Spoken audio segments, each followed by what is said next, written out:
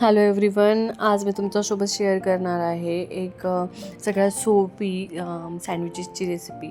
आणि त्यासाठी आपल्याला खूप कमी सामग्री लागणार आहे आणि खूप कमी मेहनत आणि खूप कमी टाईममध्ये हे सँडविचेस बनवून तयार होतात. जर कोणी पाहुणे वगैरे आले तर तुम्ही झटपट हे सँडविचेस बनवू शकता किंवा नाश्त्यालासुद्धा हे सँडविचेस तुम्ही बनवू शकता.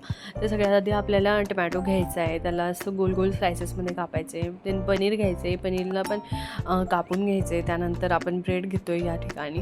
तर मी तीन सँडविचेस बनवत आहे. 2 व्यक्तींसाठी 3 सँडविचेस सफिशियंट होतात. तर या ठिकाणी मी 3 ब्रेड घेतले आणि ह्या ब्रेडवरती आता आपल्याला बटर लावून घ्यायचे. बटर व्यवस्थित स्प्रेड करायचं आहे आपल्याला ह्याच्यावरती. हे सँडविचेस खूपच टेस्टी बनतात आणि खूप कमी टाईममध्ये बनतात.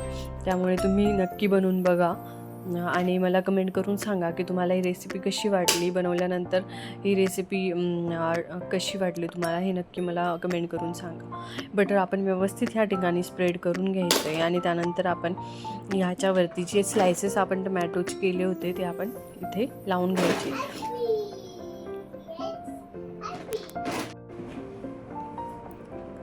त्यानंतर इथे आपण पनीर लावून घेऊया. तुम्ही तुमच्या आवडीप्रमाणे कमी जास्त करू शकता टमॅटो, पनीर वगैरे.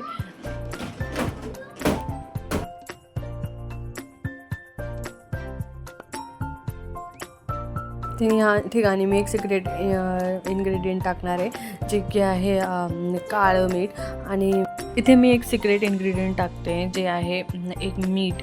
तर माझ्या सासूकडून हे रेसिपी आलेली आहे. इकडे नॉर्थ इंडियामध्ये कानपूरमध्ये हे खूप जास्त खाल्लं जातं. तर ह्याच्यामध्ये आहे काळं मीठ, जिरं भाजलेलं, त्यानंतर हिंग आणि सुकी लाल मिरची. हे सगळं व्यवस्थित भाजून याच्यामध्ये काळ्या मिठामध्ये ॲड करायचे आणि मिक्सरला वाटून घ्यायचे आणि हे मीठ तयार होतं. तर हा एक मसाला तयार करून आम्ही सँडविचेसमध्ये यूज करतो. आणि जर ब्रेड बटर खात असेल इथे कोणी, तर ब्रेड बटरमध्ये सुद्धा आम्ही वरतून हे टाकतो आणि खातो. खूप टेस्टी लागतं हे. तुम्हाला जर बनवायचं असेल तर तुम्ही बनवू शकता अशा प्रकारे. आणि जर तुम्हाला जर नसेल बनवायचं तर तुम्ही साधं काळं मीठ याच्यावरती यूज करू शकता याच्याऐवजी. तर आपण त्याच्यानंतर थोडीशी कोथिंबीर टाकली आहे, अद्रक किसून घेतलं आहे. हे सगळं टाकून आपण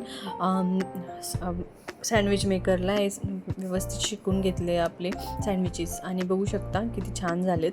वरतून क्रिस्पी आणि आतून सॉफ्ट असे सँडविचेस बनतात. जर तुमच्याकडे सँडविच मेकर नसेल तर तुम्ही तव्यावरती सुद्धा हे सँडविचेस शेकू शकता.